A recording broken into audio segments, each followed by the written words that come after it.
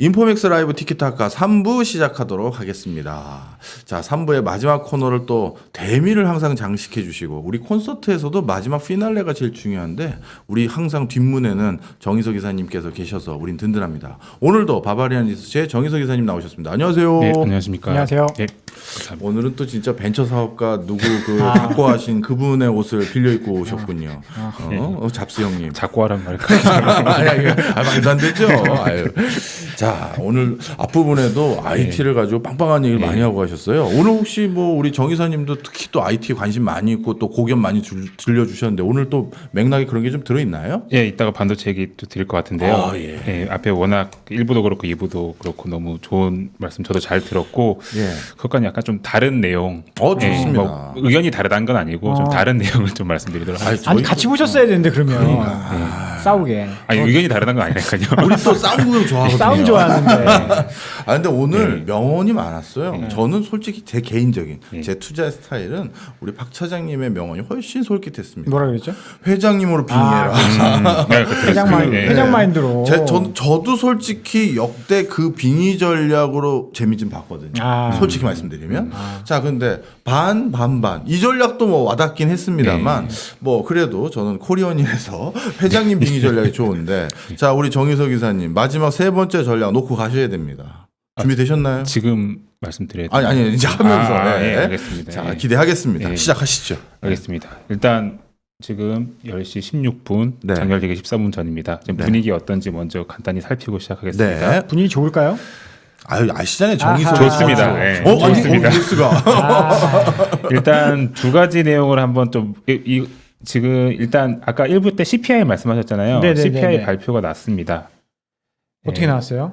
CPI가 지금 올랐나요? 네, CPI가 약간 컨센을 상회했다라고 얘기가 나오긴 하는데 거의 부합입니다. 차장님, 네, 확 맞추셨네. 그냥. 금리를 한번 봐야죠. 그러면. 근데 사실 보면 지금 기사 제가 띄워드렸는데 네. CPI가 뭐 기대치보다는 좀 높았다라고 제목은 뽑아놨죠. 점프. 네. 근데 하지만 네. 실제 숫자를 보면요. 0.6% 올랐는데 기대치가 0.5%였고요. 플러스 0.5였고 그래서 사실 부합입니다.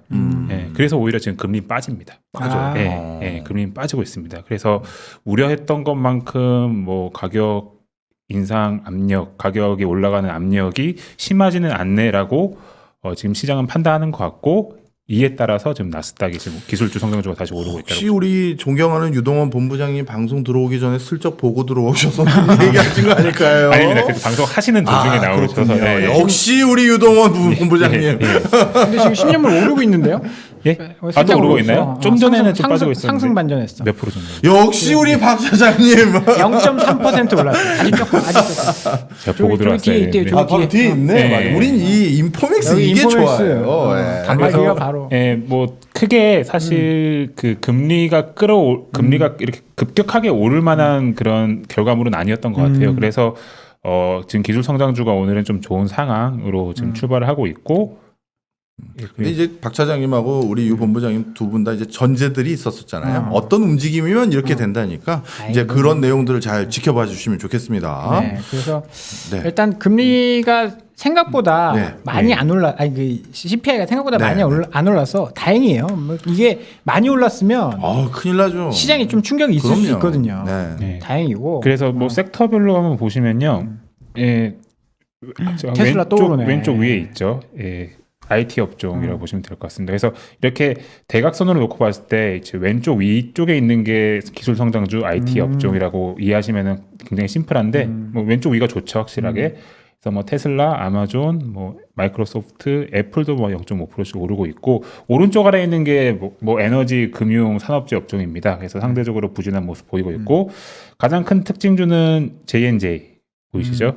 오늘 뭐 실패했다고 뭐 그런 얘기 실패라기보다는 이미 미국에서 J&J 백신이 접종이 되고 있었습니다. 지금 아까 수치를 보니까 한 680만 도즈 정도가 접종이 그러니까 제일 작아요. 미국에서는 거의 접종이 안 되고 있는 백신 중에 하나긴 한데 유럽과 같이 혈전 이슈가 또 생겼습니다. 그래서 CDC에서 중단하라, 접종 중단, J&J 건 중단하라라는 권고가 나왔고 이대로 접종을 중단될 것 같습니다. 하하 참. 이건 좀 걱정스럽네요. 지금 확진자도 많이 늘어나고 있는데. 그러니까요.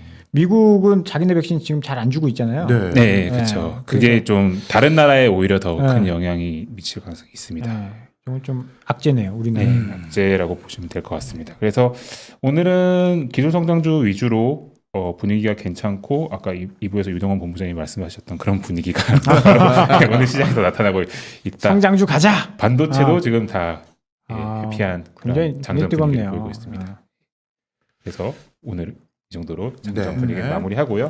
오늘은 코인베이스 이야기 하신다고. 예, 코인베이스랑 반도체 어제 엔비디아가 나름 좀 중대한 발표를 하나 했어요. 그러니까 GPU 했었잖아요. 엔비디아 네. 우리가 게임 뭐 그래픽 GPU 만드는 회사인데 CPU를 본격적으로 만들겠다. 데이터 센터용 CPU를 만들겠다. 그래서 인텔이랑 AMD랑 와장창 무너졌고 엔비디아는 어제 한 6% 정도 올랐죠. 네. 다행히 오늘은 그 인텔, AMD, 엔비디아 모두 지금 플러스인 장전된 상황이긴 한데 그래서 좀 나름 꽤나 큰 이슈다라고 저희는 좀 보고 있고요. 아니 얘들 그래픽 카드나 계속 좀 만들지. 지금 저희 이제 컴퓨터 하나 살라 그러는데 그래픽 카드가 200만 원씩이에요. 깜짝 놀랐어요, 진짜. 네. 뭐 이런 일이 있나 싶을 지금 정도로 엄청나게 비싼데. 쇼티지라고 보시면 될 것 같고요. 뭐 전방 시장이 모든 반도체 전방 시장이 다 좋은 상황이라고 보시면 될 것 같습니다.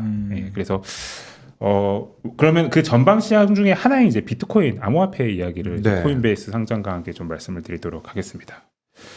코인베이스 지금 아까 뭐 유동 본부장님 또 말씀해 주셨듯이 지금 암호화폐 비트코인 가격이 지금 엄청나게 오르고 있어요. 우리나라 돈으로 얼마예요? 한 8천만 원 됐나?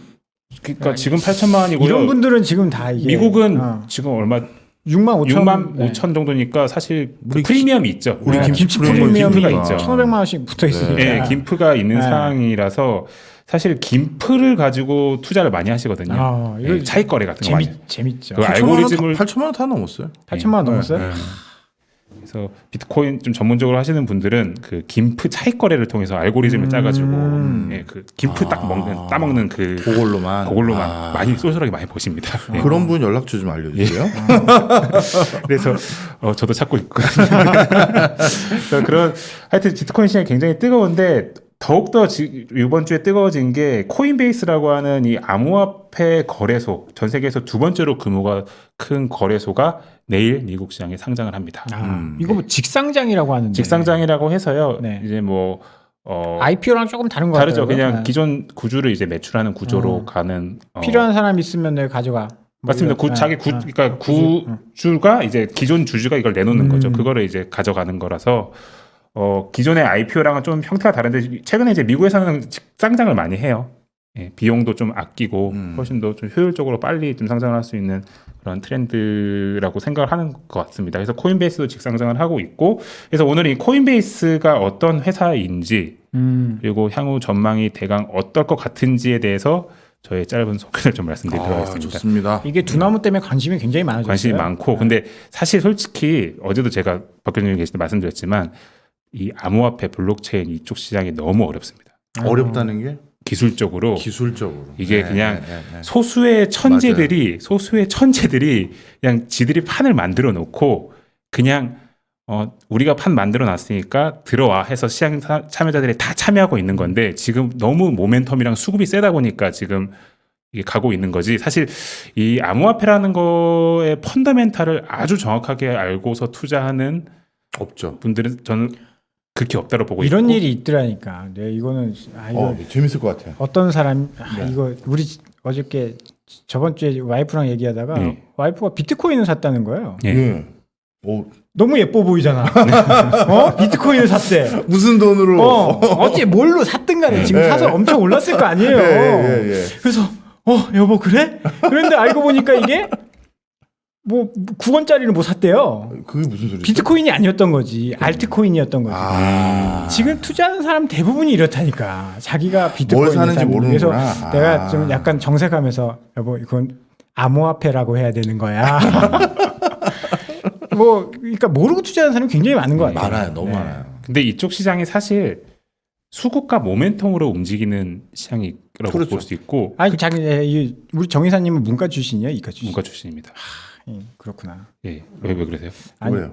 뭐 문과 차별하시는 지금 문과 출신이 이런 얘기한다고 나도 문송이 나도 문송 여기 다 이제 문과 출신에서 이거 문과죠. 비트코인 예. 얘기하는 것도 너무 웃긴데 맞아요. 예. 네. 그것도 그런데요. 네. 엄청 어렵다고 하니까. 네. 그래서 사실 조심스럽긴 한데 저희 좀 견해를 말씀드리려고 하는 거고요. 이제 시간이 자꾸 지나가는 관계로 빨리 진행하도록 하겠습니다.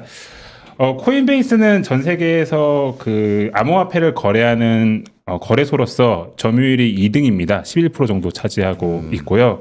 유저가 지난 1분기 기준으로 5.6천만 명 정도 검증된 유저가 있다고 합니다. 그러니까 한 나라의 이제 국민 정도 수준이 이 전 세계적인 그러니까 사실 미국이 거의 상당 부분이 네. 유저인데 차지하고 있고 지난 1분기의 월 거래 월간 단위로 이 거래소에서 거래한 사람들의 수를 세어 보니까 610만 명 정도 수준이었어요. 야. 네, 엄청나죠. 근데 이게 더 엄청난 건 뭐냐면은 불과 세 달 전까지만 하더라도 이게 280만 명 수준밖에 안 됐습니다.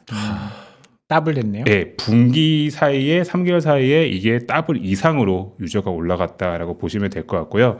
그리고 분기 거래 규모가 한국 돈으로 대강 보면 한 350조 1분기 때 어마무시하죠. 이것도 2000년대 연간은 200조밖에 안 됐습니다. 그러니까 웃긴 게 2000년대 연간은 200조였는데 지난 3개월 동안에 350조가 된 거의 거예요. 분기에 딱 한 분기 만에 전년 걸 2배가. 네.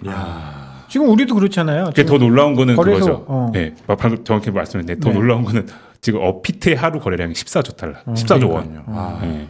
그러니까 사실 거래소 넘어섰어요? 코인베이스 저리 가라한 요즘 거래량을 한국에서 지금 보여주고 있다고 보시면 될 것 같습니다. 그래서 어마무시하게 이 시장이 성장을 하고 있고 그 시장에서 선두 거래소라고 이해하시면 될 것 같습니다. 그래서 일단 전 세계에서 가장 큰 암호화폐 비트코인 거래소다라고 이해하시면 될 것 같고 이 거래소 안에서 취급하고 있는 암호화폐의 40%가 비트코인. 네, 저 여기 적어놨죠. 요거 나머지 한 15%가 이더리움입니다. 그래서 절반 이상이 우리가 일반적으로 많이 알고 있는 비트와 이제 이더로 구성이 되어 있다라고 보시면 될 것 같고요. 그러면 이 회사는 과연 어떻게 돈을 버느냐? 네. 수수료. 수수료. 예. 얼마 받나요? 평균 내보면 한 0.57 정도로 나옵니다. 어마어마하네요. 거기서 1% 0.57 정도 나오는데 어마어마한 것처럼 보이죠. 네. 근데 리테일 고객한테는 1.5% 가까이 받습니다. 와, 이거 참나. 예. 리테일 고객한테 이러면 안 1.5%. 되는데. 근데 이게 어떤 의미가 있냐면요. 이 거래소라는 게 굉장히 신뢰가 높은 거래소 중에 하나예요. 네. 그러니까 이 거래소 안에 있는 지갑에 내 비트코인을 저장해 놓으면은 굉장히 안전하고 안전하다. 그리고 뭐 비트코인이 굉장히 불안해하시는 분들이 많잖아요. 그런 부분들을 다 해소해주고 심지어는 이제 세금적인 문제들도 그러니까 이 코인베이스의 플랫폼 내에서 버튼 몇 개만 누르면은 뭐 자동적으로 세금을 계산해주고 납부까지 연결하는 그런 시스템까지 다 갖춰놓은 상황이라고 보시면 될 것 같습니다. 그래서 수수료가 꽤 높습니다.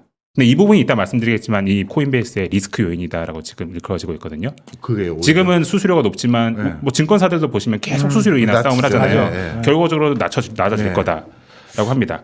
근데 어쨌든 이 수수료의 매출 비중이 전체 매출에선 86% 그리고 순매출을 좀 주로 보시면 될 것 같은데요. 순매출에서는 한 96% 정도라고 보시면 될 것 같아요. 절대적이구나. 그래서- 이거 보니까 얘들의 사업 방향이 정해졌네. 어떤 건가요?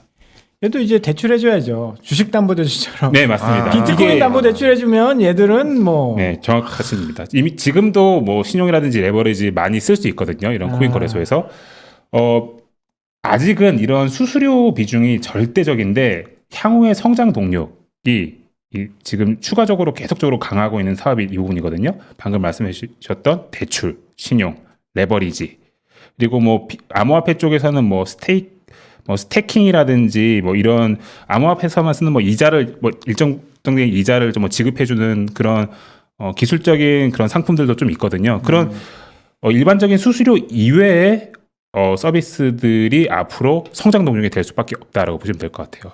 그래서 뭐 이따 말씀드렸는데 미리 말씀드리면 사실 우리나라도 보시면 증권사들이 계속 수수료는 떨어지잖아요. 근데 돈을 잘 벌잖아요. 근데 오히려 그런 구조로 결과적으로 이 거래소도 나갈 수밖에 없다. 근데 다만 아직은 전체 순매출에서 이 비중이 4%밖에 안 돼서 아직은 좀 리스키하다라는 부분이 좀 언급이 되고 있고요. 그리고 이 회사가 조금 너무하다라고 싶은 그런 부분, 너무 당연할 수도 있는데 부분이 뭐냐면요. 이 회사가 요즘 IR 포인트가 요즘 막 기관들 테슬라, 뭐 미국의 주요 금융주들이 비트코인 투자 많이 하잖아요. 그래서 자기들 기관 고객 늘어나고 있다. 야, 기관들이 믿고 비트코인을 사는데 이 시장은 이제 형성이 됐다. 안착을 했고 기관들 지금 여기 보시면은 파란색, 진한 파란색이 기관 거래량이거든요. 기관 거래량이 분기별로 코인베이스 안에서 늘어나고 있죠. 엄청나네. 이걸 굉장히 홍보를 합니다. 회사가. 근데 정작 기관들한테는 수수료를 굉장히 싸게 줍니다. 블락 크게 만들어서 굉장히 싸게 줘서 기관 거래량이 지금 비중이 전체 거래 비중에서 60%가 넘는데 매출 비중은 5% 정도도 안 됩니다. 근데 아까 말씀드렸죠.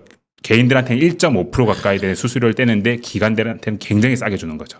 이게 이제 오를 때는 1.5%가 별거 아닌 것처럼 보이지만 이게 또 달라질 수 있고 좀 안타깝네. 네, 그래서 약간 기관 비중이 늘어나고 있지만 실적에서는 기관 비중이 늘어나는 게 그렇게까지 중요하지는 않은 것 같다 정도가 임플리케이션이고요.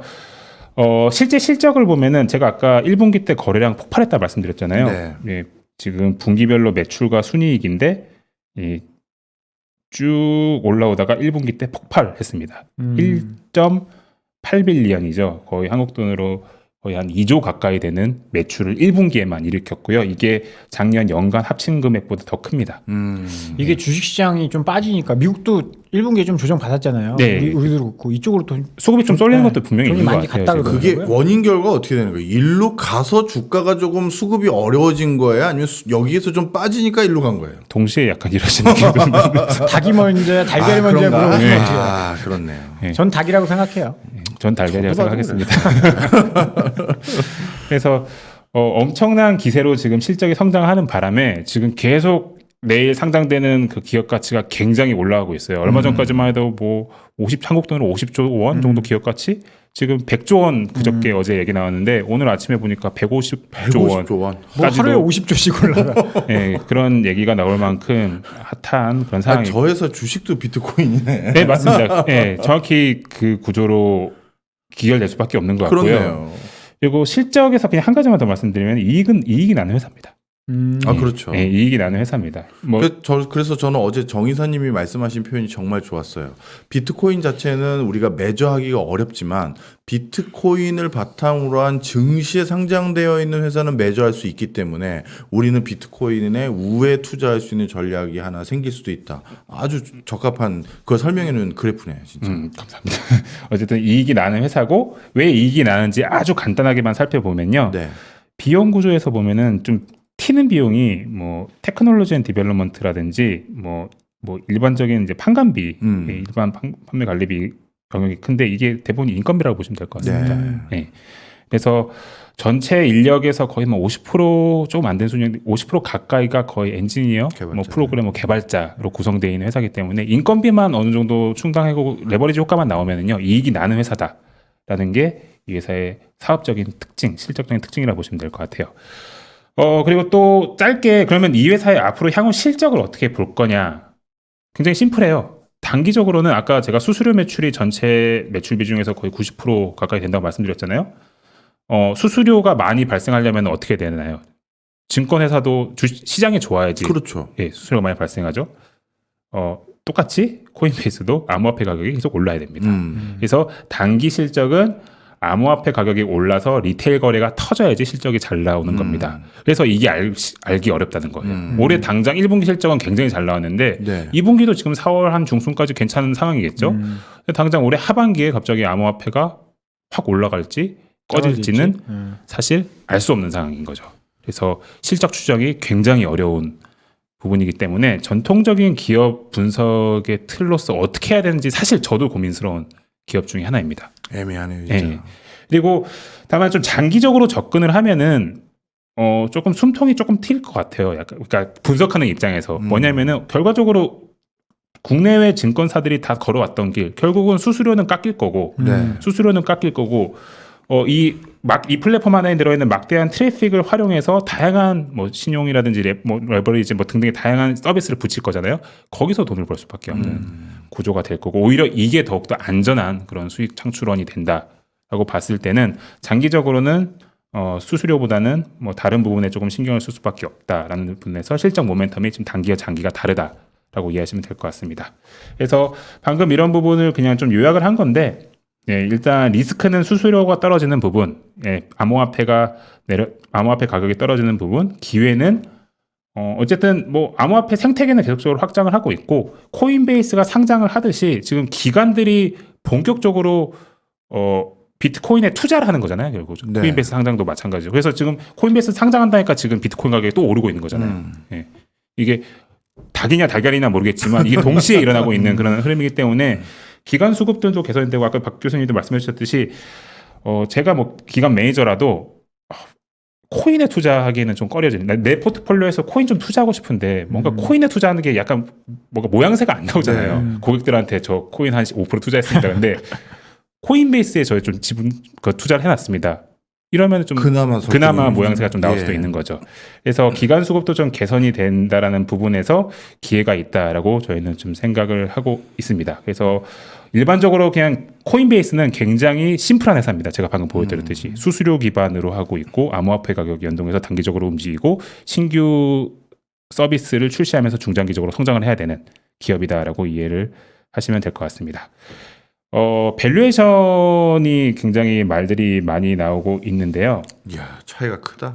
네, 차이가 지금 왜냐면 실적 추정이 안 되니까 이게 잘 안 되니까 사실 이제 증권사들 이 코인베이스 보고서가 나와봐야지 좀 컨센이 형성이 되지 않을까라고 좀 전 생각을 하고 있어요. 네.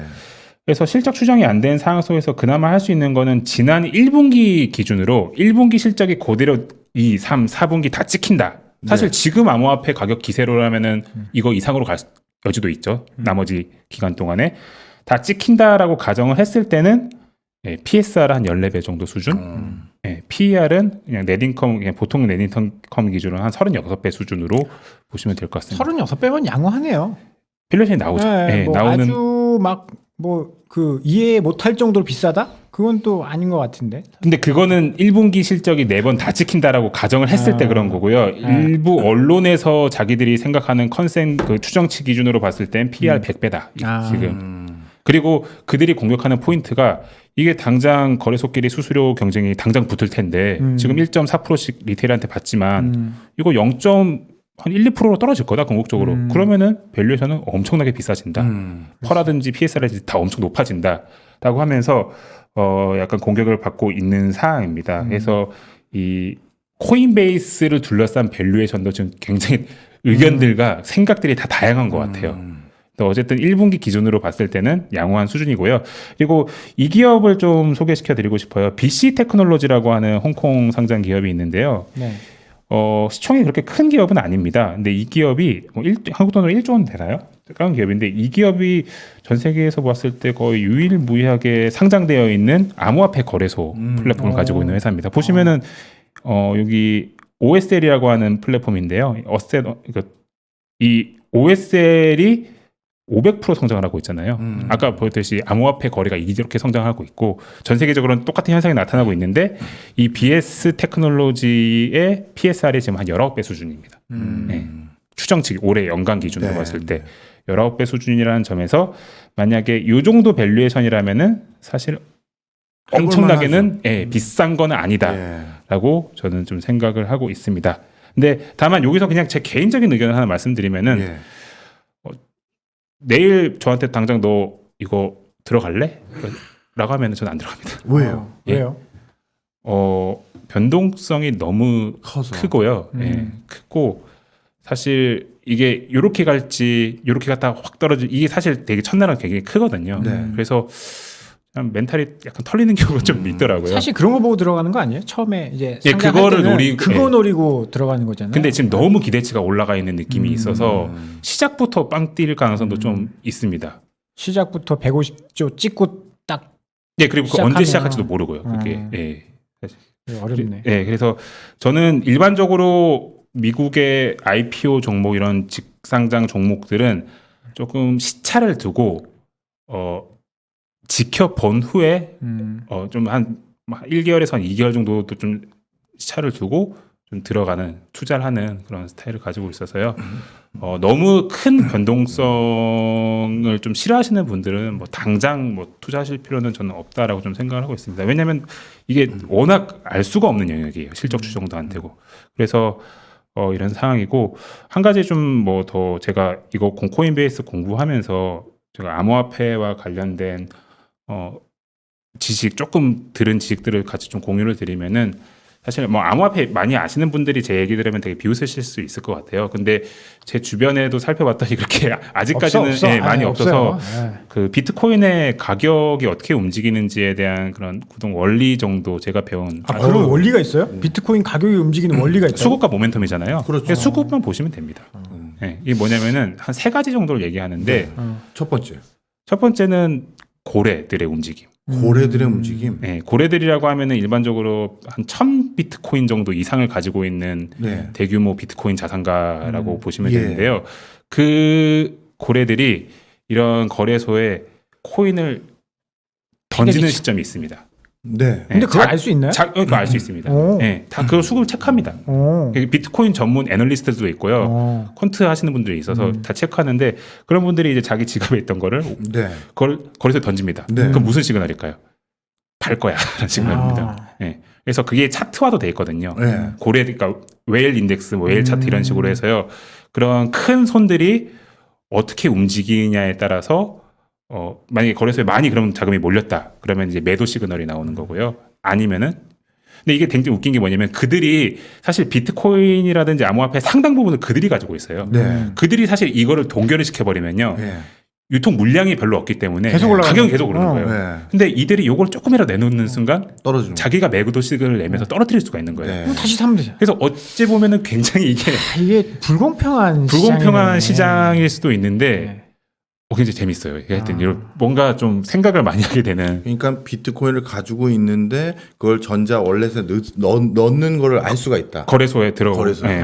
네. 그게 지수화도 되어 있고. 그렇죠. 그거를 이제 체크를 하는 거죠. 체크하는 애널리스트들이 거야, 애널리스트. 비트코인 전문을 하시는 분들. 그리고 시그널을 줍니다. 일단 매도 시그널, 매수 시그널 이런 걸 주시고요. 그리고 스테이블 코인이 또 늘어나면은 네. 비트코인 오히려 이거는 비트코인의 이제 상승 여력이 있는 시그널이다라는 얘기도 좀 들었습니다. 스테이블 코인은 뭐예요? 네, 간단하게 얘기해서요. 거래소에 뭐 코인베이스와 같은 경우도 보면은요. 네. 여러 가지 코인들이 있잖아요. 네. 우리도 뭐 업비트나 비슷한 보면 코인 진짜 많잖아요. 네. 거기서 보면은 이제 시중 통화 달러라든지 유로화와 패깅되어 있는 코인이 있습니다. 네. 네, 딱 1달러에 막 얼마? 뭐 네. 예를 들어서 뭐 1달러에 몇 알령이 뭐 1박재영 이런 식으로 네, 네. 딱 고정이 되어 있는 게 있어요. 네. 그런 코인들이 있는데 그런 코인들은 비트코인을 매수하기 위한 그냥 단순하게 얘기해서 중간 과정이라고 생각하시면 됩니다. 이거를 사놓고 요걸로 이제 비트코인을 바꿔서 네. 그러니까 이게 예탁금이 늘어나는 효과가 아. 뭐죠? 그 거래소에서 이런 스테이블 코인이 늘어난다고 네. 하면은 그래서 이런 시그널도 좀 보고 있고 그리고 뭐 채굴자 네. 지수라고 해서요. 얼마만큼 많이 채굴하느냐, 채굴자가 많이 늘었느냐, 뭐 이거 뭐 옛날에는 좀 봤던 전력이 얼마만큼 많이 네, 네. 그런 다양한 그런 수급 시그널들을 다 체크를 하면서 그런 걸 이제 요쪽 전문 애널리스트 분들이 다 콜을 한다고 합니다. 그래서 실제 비트코인을 열심히 투자하시는 분들은 이런 거를 다 체크를 하시고 체크하고. 요 체크하는 시그널에 따라서 다 알고리즘도 짜시고 음. 자동적으로 이 시그널이 나오면 좀 매수하고 뭐 이런 그래서 굉장히 아까 제가 말씀드렸죠. 굉장히 천재들 아주 소수의 전문 집단들이 짜놓은 이 판에서 엄청나게 많은 분들이 들어와서 지금 뛰어든 그런 상황이다라고 저는 이해를 하고 있습니다. 그래서 그 반감기라는 게 또 있던데 그건 뭐예요? 반감기가 결국은 그런 시그널들이 세게 나왔을 때 네. 쭉 떨어지는 겁니다. 아, 그 시기를 반감기라고. 네, 뭐 반감기의 이유는 여러 가지가 있겠지만요. 네, 네, 네, 뭐 4년에 한 번씩 온다고 하는데 반감기의 또 다른 시그널 중에 하나가 이제 김프가 높아졌을 때 또 김치 프리미엄 그러니까 지금 같은 경우도 반감기가 오는 거 아니냐 우려 많이 하시거든요. 네, 네. 그래서 이런 시그널이 있는데 모르겠습니다. 지금은 뭐 과거 뭐 몇 년 전에 이제 반감기 시작했을 때와 지금 환경이 많이 달라졌기 때문에 모르겠는데 어쨌든 제가 말씀드리고 싶었던 거는 뭐 비트코인 가격은 뭐 제가 아는 한에서는 이 정도 구동 원리로서 움직이기 때문에 지금 좀 저도 주위에서 보면은 솔직히 말씀드려서 그냥 좀 올라가는 거 따라서 사시는 분들도 많은 것 같아요. 근데 이게 수급과 모멘텀을 움직이기 때문에 그게 맞는 전략일 수도 있을 것 같아요. 수급이 깡패죠. 네. 그런데 약간 리스크 관리는 한 요 정도. 예를 들어서 뭐 내가 비트코인 하고 싶으면 갑자기 막 아까 말씀드린 고래가 네. 갑자기 막 비트코인을 다량으로 거래소에 막 밀어넣기 시작한다. 네. 이럴 땐 좀 조심하실 필요가 있다.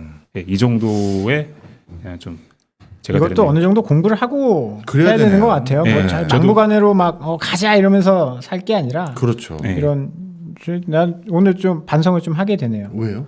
정 이사님 이야기 들어보니까 무슨 얘기인지 하나도 모르겠어. 이게 주식 처음 하시는 분들이 내 얘기 들으면 그럴 거 아니에요. 그렇죠. 주식 뭐, 이거 돌려서 이거 못하게 확실히 까시는 능력이 똑같은 거 아니야. 예, 똑같은 예. 거 아니야. 좀 더 쉬운 용어로. 예, 그렇죠. 예, 이렇게 다음 슬라이드부터는 제가 좀 더 네. 쉬운 용어로 알겠습니다. 좀 말씀드리도록 예. 하겠습니다. 좀 알아듣게 설명해 주세요. 진짜 되게 고도로까지 약간 갈구시는 능력이 있으시네요. 그 선배님은 과거 지금 선배님은 다릅니다. 근데 이제 어쨌든 코인베이스에 투자하고 싶은 분들은 저는 이런 관점에서 보셔도 괜찮을 것 같아요. 이게 아까 제가 좀 전에 말씀드렸던 BC 테크놀로지가 내놓은 향후의 암호화폐 디지털 에셋 시장의 전망 자료인데요. 간단히 얘기해서 결국 암호화폐 시장은 엄청나게 커질 거다입니다. 네. 보시면은 이게 전통적인 자산 시장이 달러 기준으로 한 1200트릴리언 정도 수준인 거죠. 네. 그에 반해서 아직은 이 디지털 에셋 암호화폐 시장은 1.8조 달러 사실 수준밖에 좀 미미하죠. 예, 네. 아직 미미한데 지금 판이 열리는 걸 봤을 때는 이게 커지면 커졌지 작아질 가능성은 제가 보더라도 없습니다. 어느 정도 비중을 차지하는 자산이 될 가능성이 굉장히 높기 때문에 그런 관점에서 보시면은 장기적으로 봤을 때는 좀 코인베이스는 좀 괜찮아 보일 수도 있다라고 저는 좀 생각하고 있습니다. 그래서 너무 이 코인베이스에 좀 뭐 상장을 하고 여기 투자하신 분들이 하루하루 변동성이 커졌을 때 좀 너무 스트레스 안 받으셨으면 좋겠다. 만약에 좋다고 생각하시고 투자하신다면은 좀 이런 장기적인 그림을 보고 좀 투자를 하셨으면 좋겠다라는 게 제 코인베이스에 대한 제 감상입니다. 네. 뭐 이제 커질 시장이니까 좀 길게 봤을 때는 내가 비트코인을 살지 뭘 살지 모르는 사람들은 이게 좀 대안이 될 수 있는 거고 네. 장기적인 관점에서 일부는 포트폴리오에서 담아놔야 된다. 네. 뭐 그런 이야기이신 맞습니다. 것 같아요. 네. 네. 그래서 제가 좀 어려운 얘기를 드렸기 때문에 네. 다음번에 좀 더 어려운 얘기를 드리도록 하겠습니다.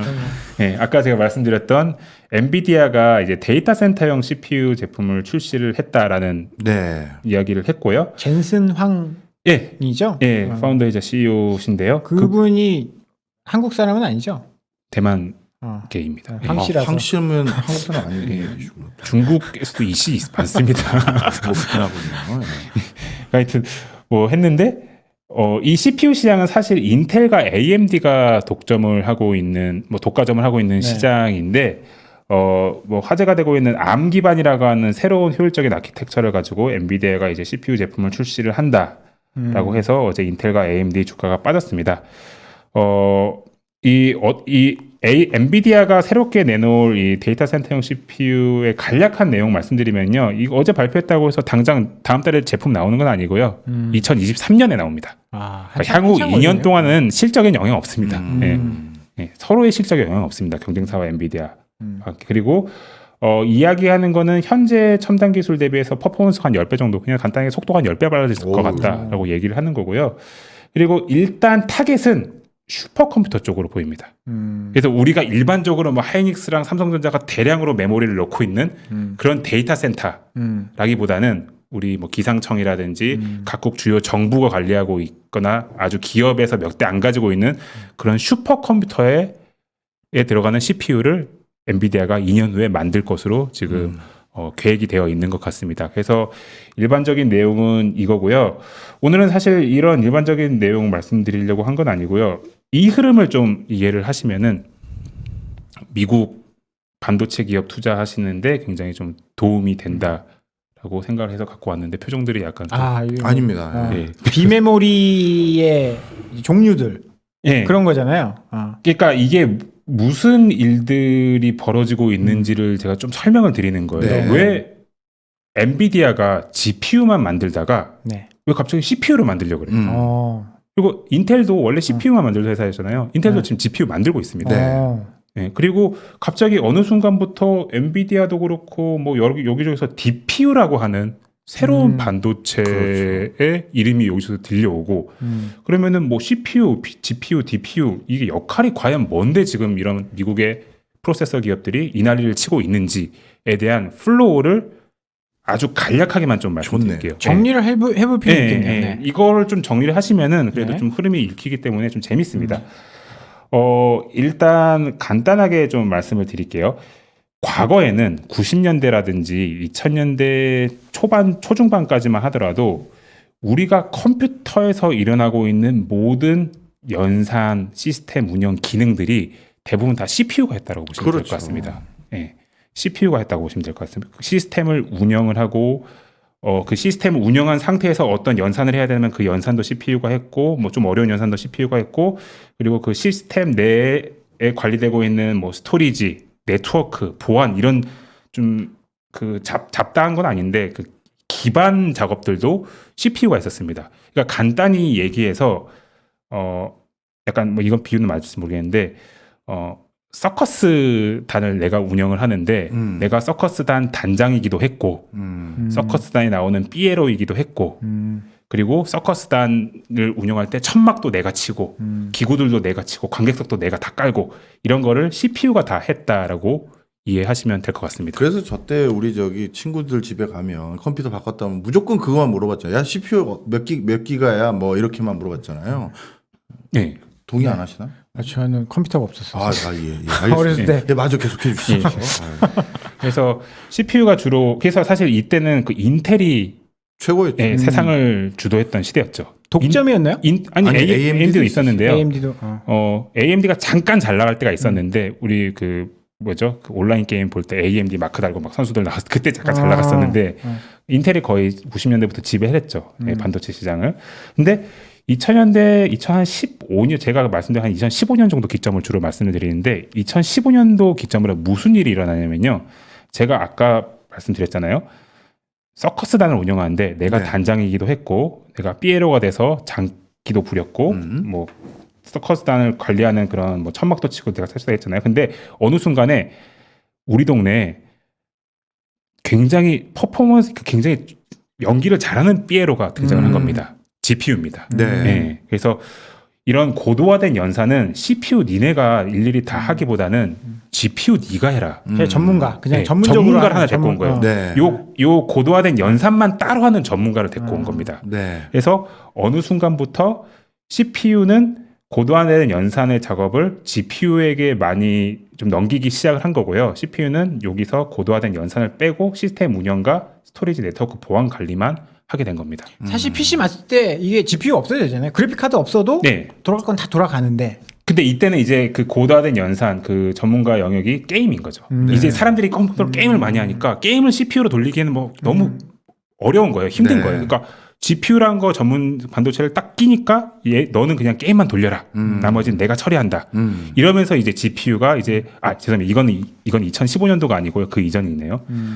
게임 산업이 이제 성장하기 시작하면서 GPU가 부각을 한 거고요. 네.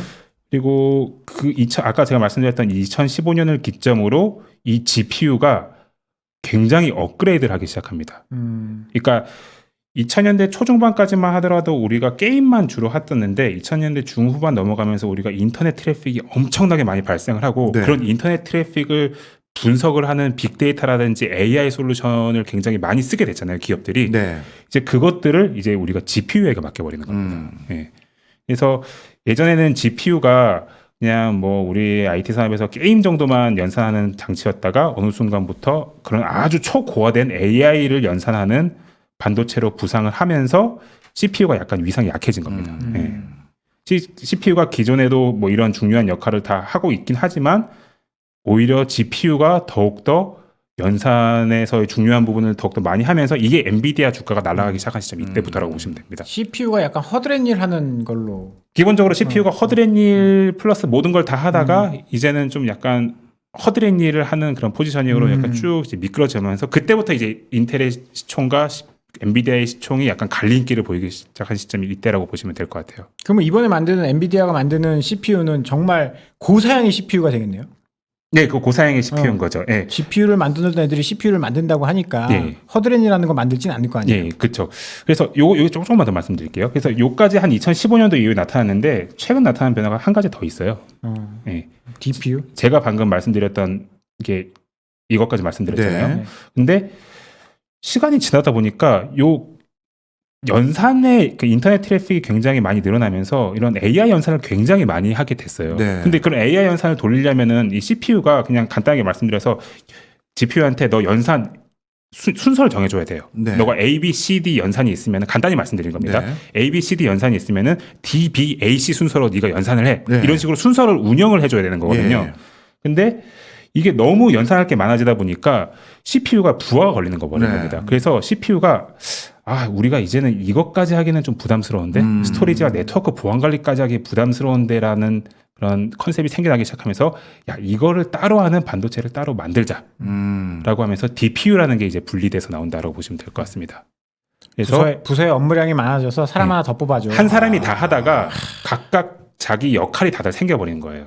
다들 생겨버리는 거고 이게 분산해서 자기 역할만 최적 효율적으로 하게 되면은 이 시스템 자체는 굉장히 효율적으로 하게 되는 거죠. 그러니까 과거에 CPU가 이 모든 걸 하던 때와는 완전히 다르네요. 지금 효율성이라는 게 퍼포먼스가 완전히 다른 구조가 된다라고 보시면 될 것 같아요.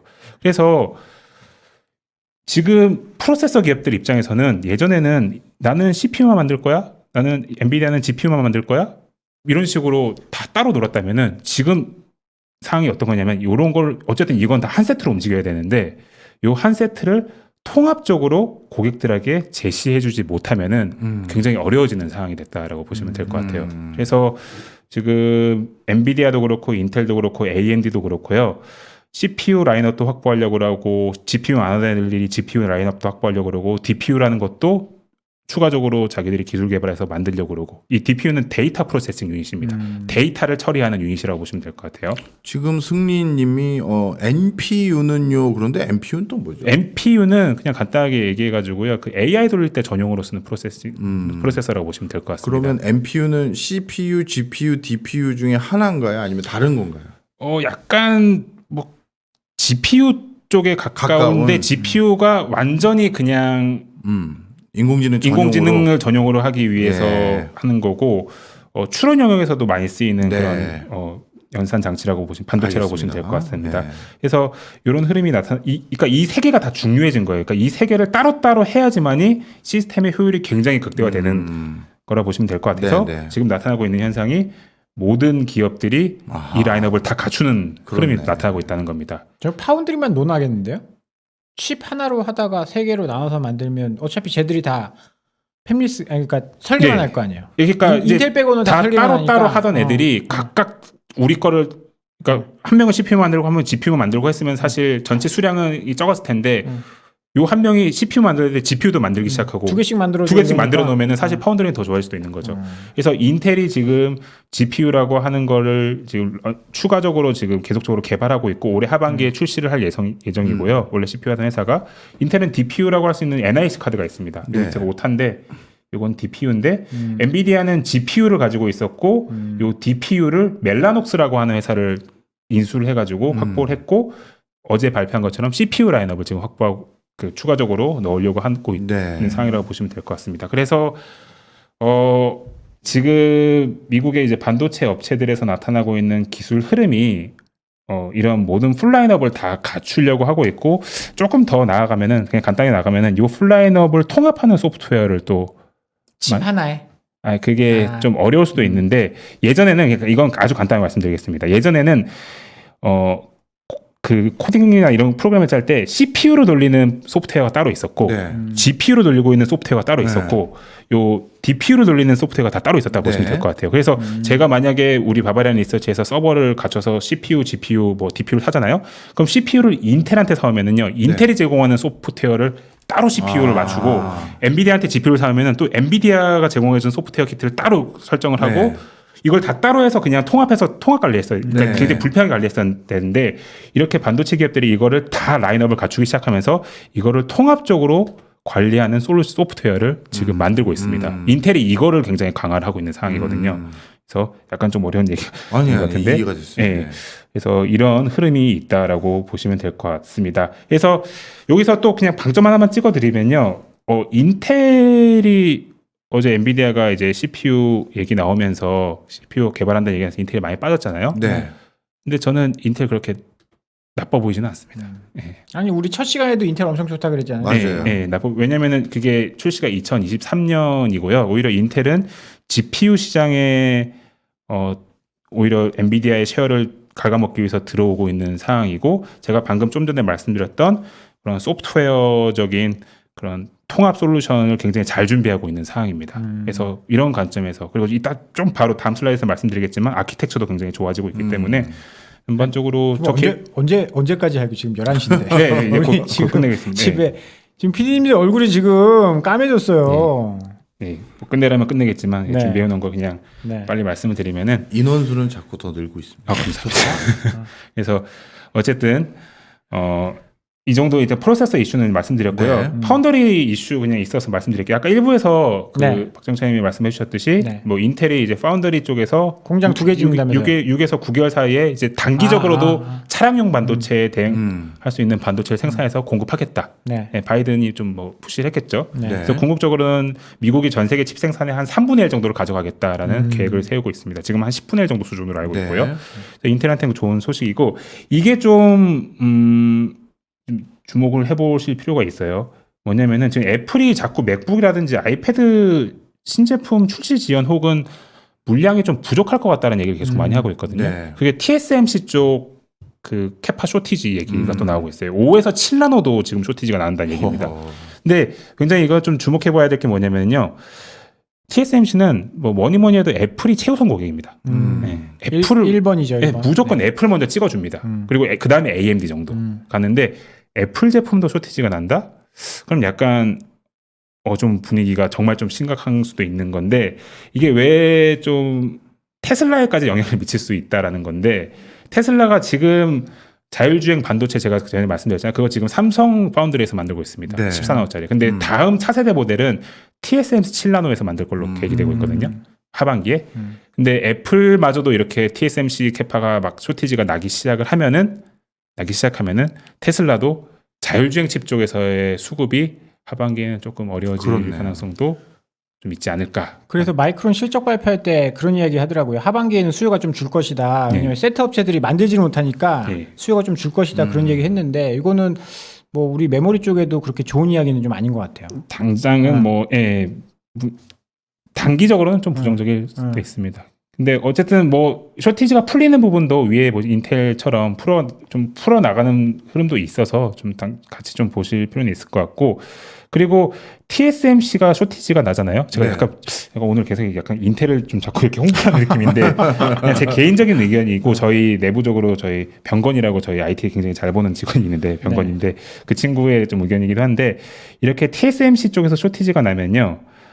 AMD도 좀 타격을 받습니다. 네, AMD의 CPU라든지 GPU 물량도 좀 타격을 받을 수가 있어요. 근데 인텔이 올해 굉장히 좀 좋아지긴 하지만, 사실 CPU 제품이 확 레벨업이 되는 게 사실 올해 연말이거든요. 네. 지금 팔고 있거나 단기간 내에 출시할 CPU 제품은 상대적으로 좀 퀄리티가 떨어지는 제품이 좀 있어요. 상대적으로. 그래서 AMD가 대규모로 막 새로운 CPU 제품을 막 출시를 하고 이게 판매가 되면은 인텔의 점유율이 좀 떨어지고 ASP가 깎일 가능성이 있는데, 이렇게 TSMC 쪽에서 제동이 걸려서 AMD가 CPU 생산을 못한다. 그럼 상대적으로 인텔은 그렇네. 조금 한숨을 돌릴 수 있는 인텔은 직접 만드니까. 네, 네. 그런 상황이 될 수도 있을 것 같습니다. 그래서 이런 TSMC발 이슈에 대해서는 좀 신경을 쓰실 필요가 있을 것 같고, 마지막으로 딱 3분만 쓰겠습니다. 이거 약간 쇼킹한 이슈라서 뭡니까? 3분만 쓰겠습니다. 프랑스 고속 기차로 2.5시간 이내 지역 비행 금지? 네. 이게 무슨 뭔 말이에요? 소리죠? 프랑스 하원일 거예요. 네. 의회에서 지금 이걸 통과시켰습니다. 네. 최종 통과는 아닌데 일단 1차 통과는 시킨 것 같은데, 네. 프랑스 파리에서 고속기차로 2.5시간 안에 도달하는 구간의 비행기 이용 금지입니다. 왜 그렇게 다 기차 한 타고 거예요? 가라는 거예요? 신재생 에너지. 전기 비행기는 없지. 네. 그러니까 너무 탄소 배출이 심하고 비행기가 뭐 기름을 많이 쓰고 하니까. 그러니까 우리나라 생각해 보면은 부산까지 비행기 못 뜹니다. 그렇네. 네. 이게 시속 300km니까 우리나라는 갈 수 있는 데가 없네. 네, 원래 마크롱 대통령이 이걸 4시간 이내로 만들려고 했거든요. 오우. 근데 이거를 2.5시간으로 일단 합의를 본 거고, 제가 이거 타는다고 저희 직원들이랑 같이 막 프랑스 법안 통과 뭐 절차 이런 거 다 뒤져봤는데 찾아보니까 대강 저희가 이야기로는 하원이랑 상원 둘 다 통과해야 되는데 하원과 상원이 의견이 일치하지 않을 때는 하원만 통과하면 이 법안이 통과된다고 합니다. 근데 지금 이게 야. 하원을 통과한 거거든요. 그래서 이게 실현될 가능성이 좀 있어 보입니다. 저기 지금 빨간색 화살표까지는 비행기 못 뜬다는 거죠? 네, 그렇죠. 여기까지는 리옹하고 또 어디죠, 저기? 예, 뭐 보르도인가요, 이게? 보르도. 예, 보르도, 리옹. 예. 하나가 또 뭐 이름 안 보이네. 예, 이게 제가 어떻게 발음할지 모르겠는데. 네. 그래서 이게 뭐 어떤 낭뜨네, 낭뜨. 예, 낭뜨. 어떤 함의가 있냐면은 생각보다 그 신재생 에너지, 청정 에너지 혹은 이제 탄소 배출을 줄이는 데 있어서 유럽의 스탠스가 상당히 약간 극단적으로 좀 강합니다. 야. 예. 프랑스마저 이러고 옆에 그냥 잠깐 제가 달아놨는데 뭐 호주래요.